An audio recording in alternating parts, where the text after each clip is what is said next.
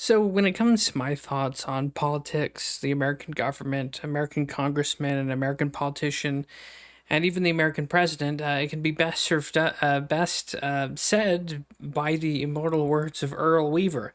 Take it away, Earl Weaver. Bullshit! Bullshit yourself! You're here, and this crew is here just to fuck us! Now, very few times will these people from Hollywood and the acting elite from Hollywood slip the truth out. But Woody Harrelson kind of did, and let's hit it, shall we? These damn things on. Hey, so the movie goes like this. The biggest drug cartels in the world get together and buy up all the media and all the politicians and force all the people in the world to stay locked in their homes, and people can only come out if they take the cartel's drugs and keep taking them over and over. I threw the script away. I mean, who is gonna believe that crazy idea? Hey. And it did. Millions of Americans, and even members of my own family, accused me of being a fucking murderer just because I went to exercise my freedom and say, fuck you, I'm not gonna get vaccinated just to go shopping, or I'm not gonna bend knee to authoritarian government.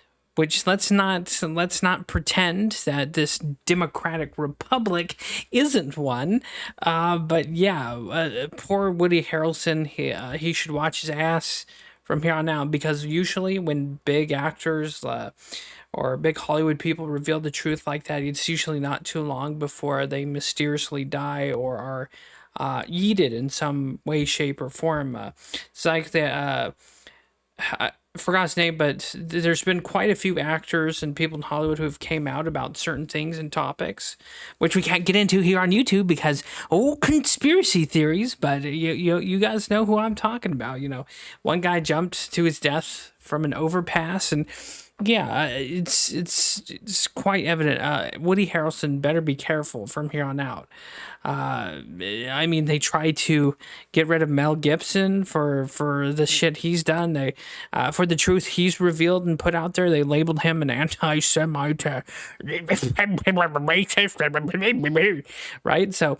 If they can't assassinate you physically or don't have the balls to kill you, they'll try and assassinate you through other words or character assassination and shit like that. But yeah, that's that. And,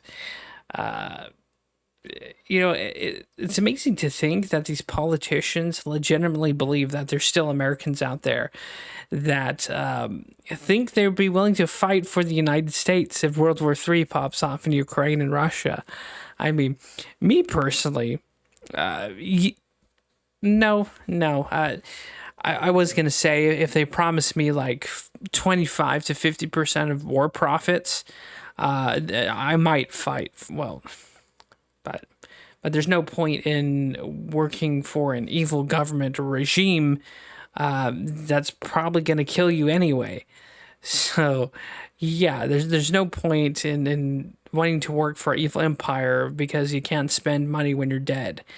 But yeah, we're at a pivotal point in society where you yourself have to choose between your freedom or allegiance to an oligarchical regime. And extremism from here on out. Here's my Nostradamus prediction.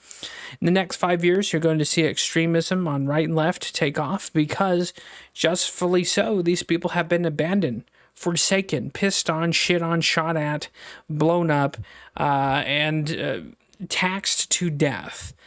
And when both parties have nothing to offer but the usual same corruption, people are going to find other motives. They're going to find other homes in extremism because at least with extremism, there's fraternity, and at least there's the illusion of that these certain extreme groups can actually do something.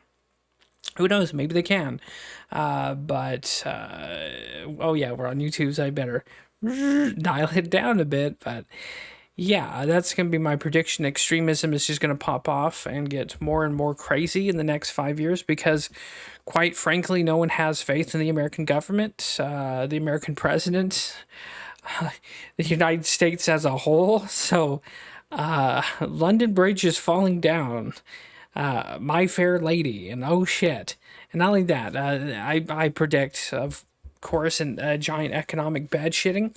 So if you can, invest silver, gold, foodstuff, guns, and ammo. Those are the 5 things you should be stocking up on. Maybe some water too, because if you look at the shit in East Palestine, and if you look into that, there's some interesting businesses involved with that. Mainly BlackRock, and you know how there's shit where the like fucking train wheels caught on fire a mile out before it went into town. So yeah, and then there's like acid rain and shit on the way, and there's probably going to be, contamination from the shit for the next 10 years.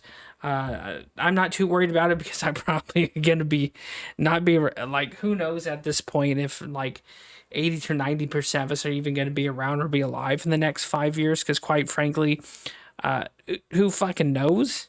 Who knows? Maybe this giant globular turd will keep spinning for that long. But